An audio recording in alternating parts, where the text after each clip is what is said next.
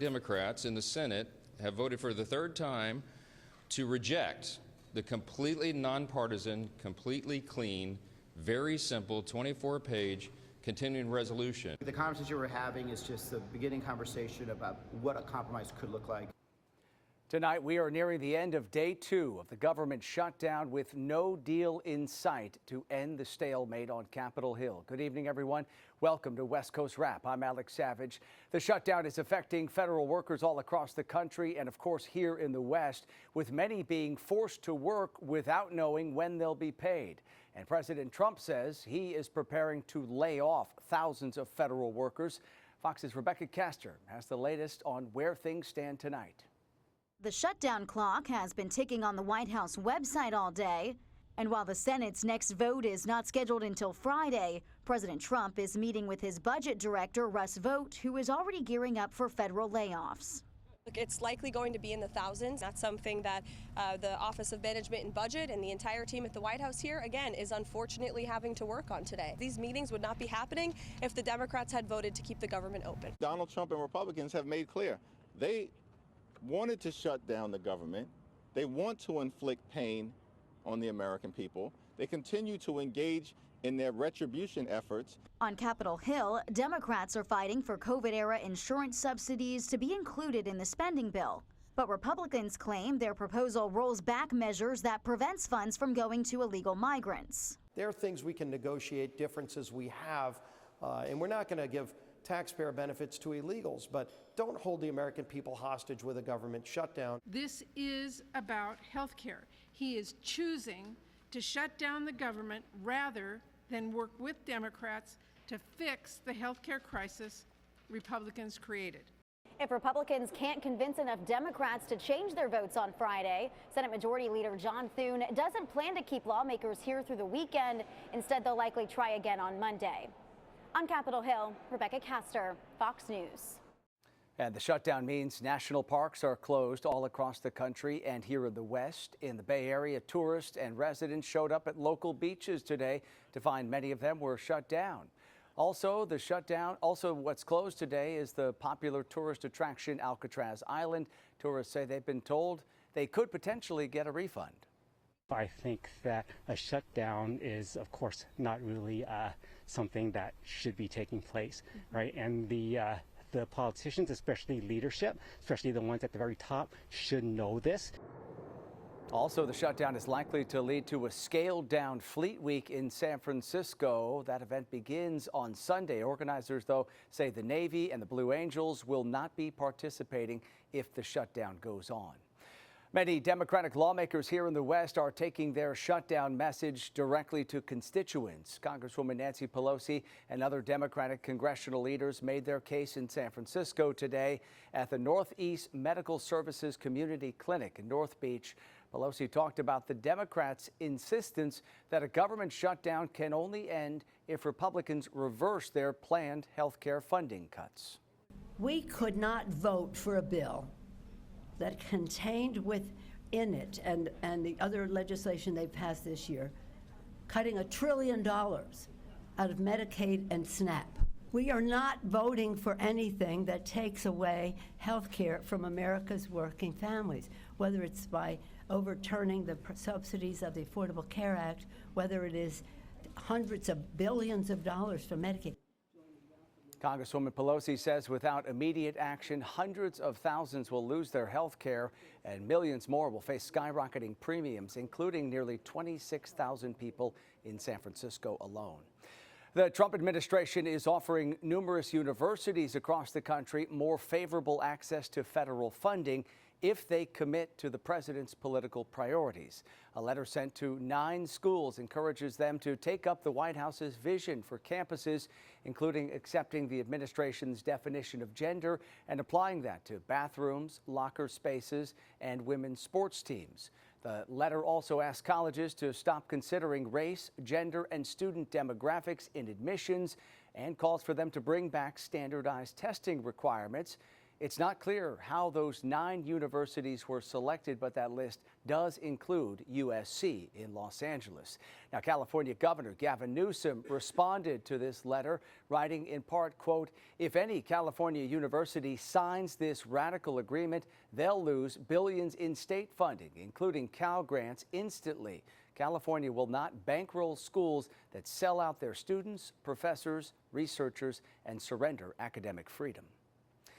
Tonight, we're getting a better idea of the resources that are being used to fight a large wildfire still burning in Washington. The Labor Mountain fire is costing the state about $1 million per day.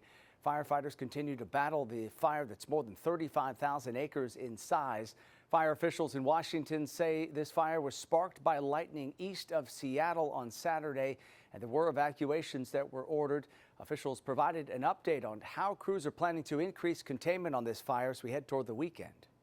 We have had a little reprieve in weather, but with that said, we recognize we do have some winds forecasted, and we want to make sure we keep the foot on the gas pedal and make sure that we do our due diligence, continue working the lines, continue working the resources on the ground.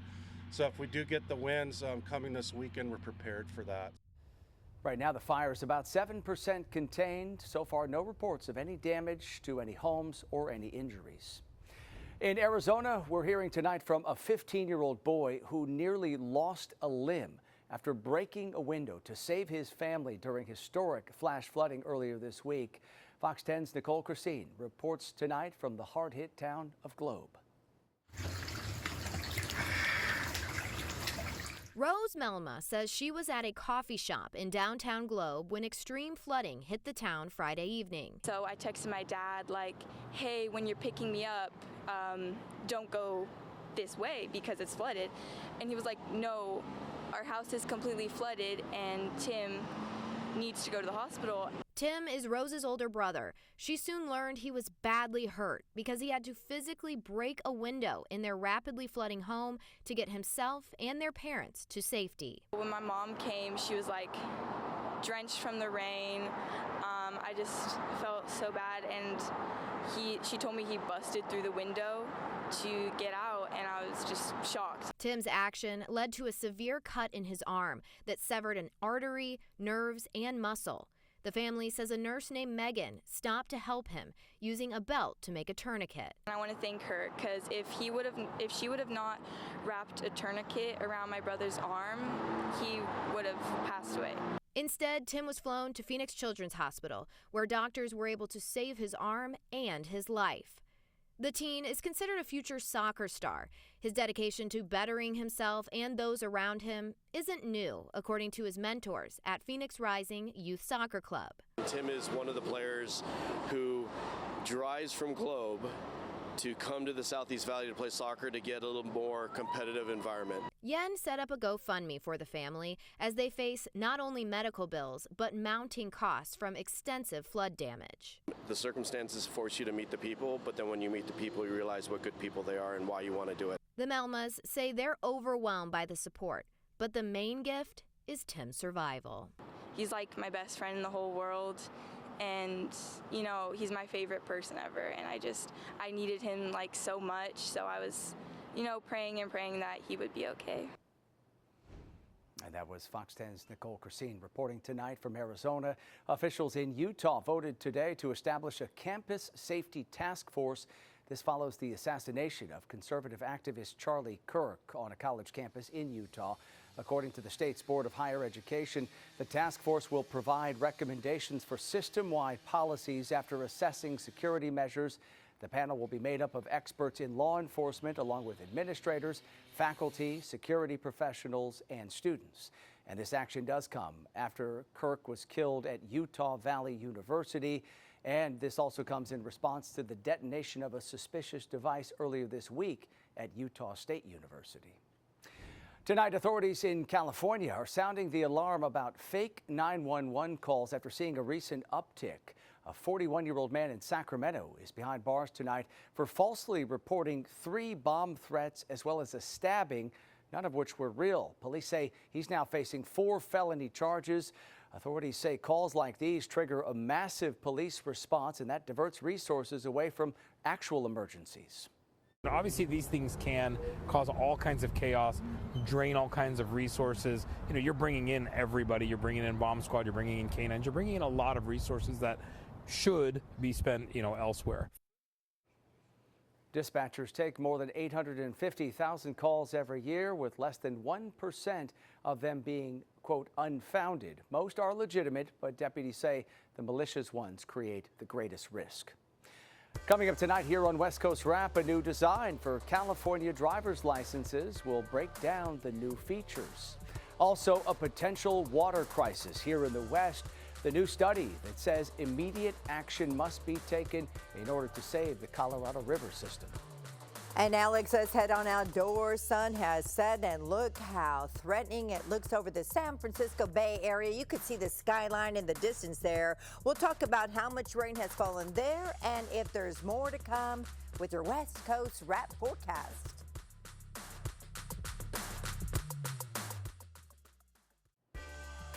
Bay Area-based Meta is set to use AI to create ads for consumers through conversations with its AI chatbot. The company says if a user asks the chatbot a question about a product, they may see ads for it on their Instagram or Facebook feeds. Meta says users won't have the ability to opt out of their conversations being used, but content including religious or political views, sexual orientation, health, and racial or ethnic origin will be excluded from customizing ads and content. This is all set to take place and begin December 16th. Changes are coming to California driver's licenses and ID cards. The DMV is rolling out an updated design with extra security features. Here's an example of the new design. It features California's redwoods, poppies, and coastline, along with a new digital security signature on the back. Prices for the IDs will remain the same, and all current driver's licenses will stay valid until they expire. Tesla deliveries rose to a record during the summer quarter as car buyers rushed to take advantage of the tax credit for electric vehicles before it expired. Tesla delivered 497,000 EVs during that period, more than expected, although in Europe and the UK, industry numbers indicate that sales were down more than 22% over the summer. Well, the clock is ticking tonight for a major decision about Lake Mead that could affect the water supply for millions of Americans across the West. By November, a number of states have to agree to conserve water across the Colorado River system. Fox 5's Jacqueline Schulz has more tonight on a new study with a dire warning about what happens to the water system if changes aren't made.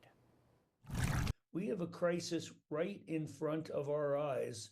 Right now. Scientists with the Center for Colorado River Studies at Utah State urge immediate action in the recent report calling for critical choices to save the entire Colorado River system. The problem, for years, the 7 member states that use the river consume more water than what comes in.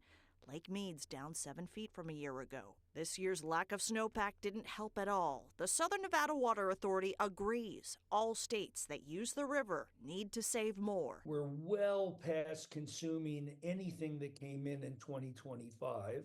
If next year is as dry, we will be lower than the all-time low, and that's why it's so serious. Record lows could lead to very tough decisions surrounding what's called readily accessible storage. That's the amount of water needed for the Hoover and Glen Canyon dams to operate safely. In 1999, that level was 100%. This year, it's 14%. Next year, if we have another bad year, it's 9%, putting power for millions of Americans closer to being at risk. Decisions need to be made fast. In 2007, the current agreement was created. By November, 4 weeks away, the Department of Interior wants a new agreement reached to go into effect January 2027. Right now, there's an impasse. The lower states of Nevada, California, and Arizona propose a plan called the supply-driven concept. Water availability would be determined by average flows from the past 3 years, taking into account good years and bad years. Heaven forbid if next winter is also dry, we're in a world of hurt. Well, tonight we're seeing new video of a slithery surprise sneaking up on employees and guests at an In-N-Out Burger in Southern California. Quite the sight. Employees at the Monrovia location on Monday were shocked to find a python in the drive-through lane. The employee who discovered the snake took it to the Pasadena Humane Society. Caregivers say that python is likely someone's pet because of how well taken care of it is. And now it does turn out that the owner of that python has been reunited with the pet. That person saw the snake on TV during a Fox 11 newscast in Southern California. The owner says the python has been missing for about 2 months, and he has no idea how the pet managed to escape his San Bernardino home and then again wind up in the drive-through lane at that In-N-Out. Let's bring meteorologist Roberta Gonzalez into the picture. Roberta, what do you think they were trying to order there at the In-N-Out? Animal fries. Animal style. There you go, animal style. I just don't know why you put a snake, slithering snake, before you came to me, you know, and I don't understand that lineup, and I won't take it personally. No, please don't. Hi, everybody. Boy, we had some action today along the West Coast, all due to this cold front.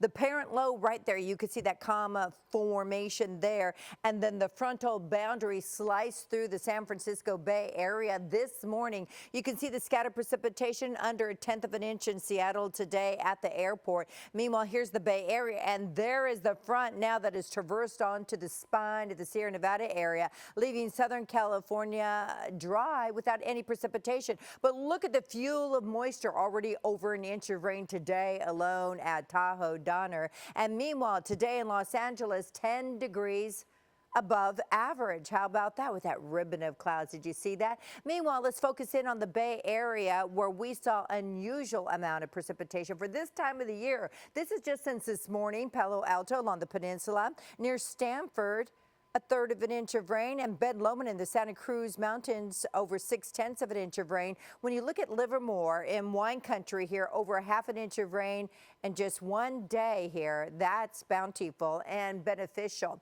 All right, here we go. San Francisco, high temperature today is 66 degrees. Meanwhile, we traverse on over to Union Station in Seattle, just gorgeous, pretty seasonal at 69. And Phoenix today was downright hot in the triple digits at 102, but that's pretty typical, pretty average for this time of the year. Current air temperature 54 degrees in Reno, Denver at 62. It's also in the low 60s in Boise as well as in Seattle. So this area of low pressure, it is pretty much out of California, except a little bit of a batch of energy off the San Francisco coastline that will bring a smattering of precipitation over the next hour in throughout the northern portion of the Bay Area. Now, this is pretty typical setup, at least for the San Francisco Bay Area. Once you have the passage of a cold front at this time of the year, you start to see those Diablo winds pick up.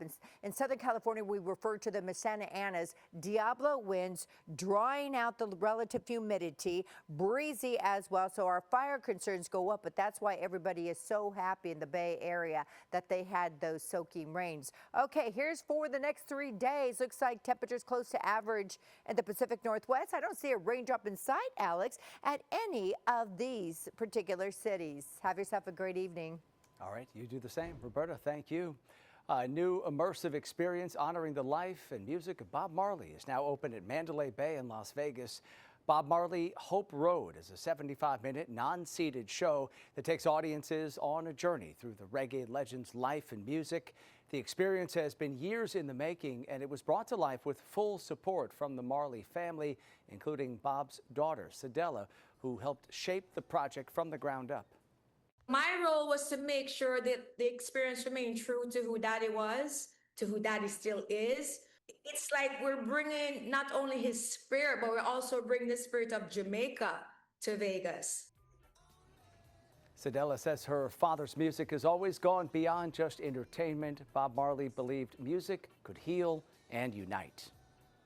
Still ahead tonight on West Coast Rap, training to become a pilot. How an Arizona man is changing careers later in life to chase his dreams. Also, 2 teams from here in the West preparing to face off in the WNBA Finals.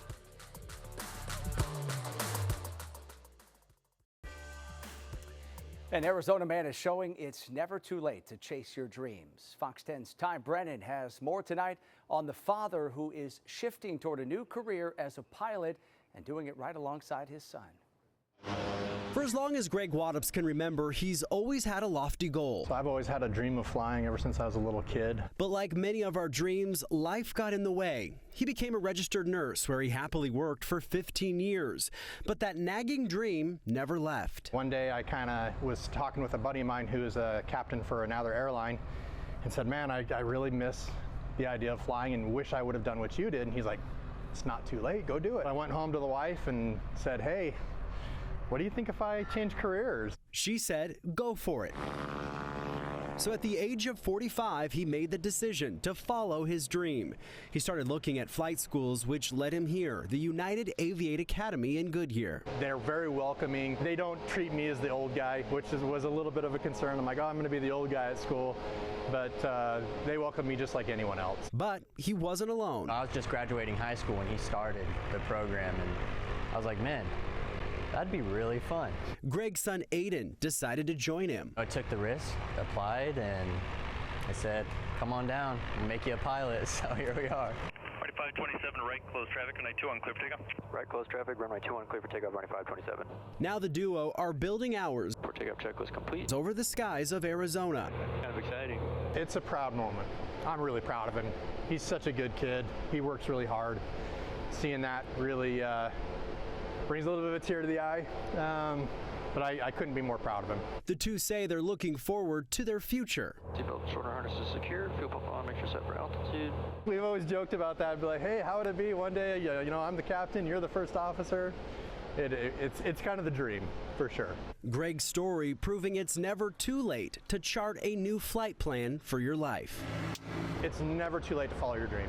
Don't be afraid to take a risk. Don't be afraid to take that first step, because it's never, ever too late. Friday 527, runway 2 on clear land. Glad to see he's going after his dreams. That was Fox 10's Ty Brennan reporting from Arizona tonight. The WNBA Finals get underway tomorrow night in Las Vegas with the Phoenix Mercury taking on the Las Vegas Aces. For Vegas, this is the team's fourth WNBA Finals appearance, winning back-to-back championships in 2022 and 2023. For the Mercury, it's the team's first Finals appearance since 2021. Phoenix is seeking its first title since 2014. Game 1 is set for tomorrow night in Vegas. Tickets on StubHub starting as low as $38 for that game. The Phoenix Mercury and the Suns have announced a new name for their downtown arena. It will be called the Mortgage Matchup Center. The Mortgage Matchup is a brand associated with United Wholesale Mortgage, the mortgage lending company of which Suns owner Matt Ishbia is president and CEO. The naming rights deal is valued at $115 million over 10 years. Ishbia put out a statement saying that he is excited for this partnership. And that does it for West Coast Wrap tonight. We appreciate you watching as always. And a reminder, before we head out tonight, you can always stay up to date on all the big stories we're covering for you all across the West Coast by heading to our website. It's westcoastwrap.com. Of course, we'll keep you updated on the impact of the government shutdown, especially for workers here in this part of the country. And don't forget to stream our shows on your smart TV. All you have to do is download that free Fox Local app. Have a great rest of your night.